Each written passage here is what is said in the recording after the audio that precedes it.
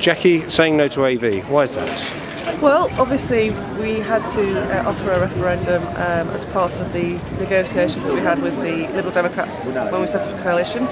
But we as a party have always been very firmly in favour of the existing first past the post system, mainly because you get what you want, ultimately. Obviously it's the candidate who gets the most votes wins. Under AV you end up with second preferences redistributed to decide the winner. And just to bring it sort of close to home here in Thurrock, obviously we had a very tight result at the general election, but both myself and the Labour Party candidate got more than a third of the votes each, which meant that nobody else was going to win it, whatever system. But ultimately, if we'd have had AV, it would have been the redistributed second preferences of BNP votes and UKIP votes that would have decided who was going to go into Parliament.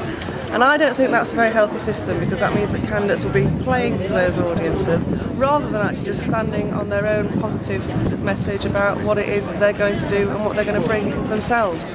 So from my perspective, first past the post is by far the system with most integrity, and it's the one that people vote for, one person, one vote. That's what we've had for well over a century now. The suffragettes paid with their lives for it, and I want to keep it that way.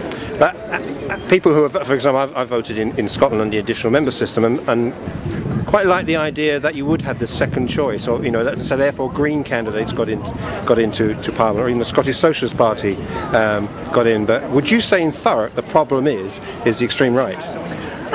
Well, no. Ultimately, I do represent one of the mainstream political parties, so I'm always going to say I stand on the platform that I believe in, and that's what I'm offering to you. Either like it or vote somewhere else. And if you don't like what I'm standing for, then choose another candidate. I don't think it's not like a popularity contest, and that's where it becomes if you start having these systems of proportional representation, and then you end up with a candidate who's disliked the least rather than the one that's liked the most. Could we go on?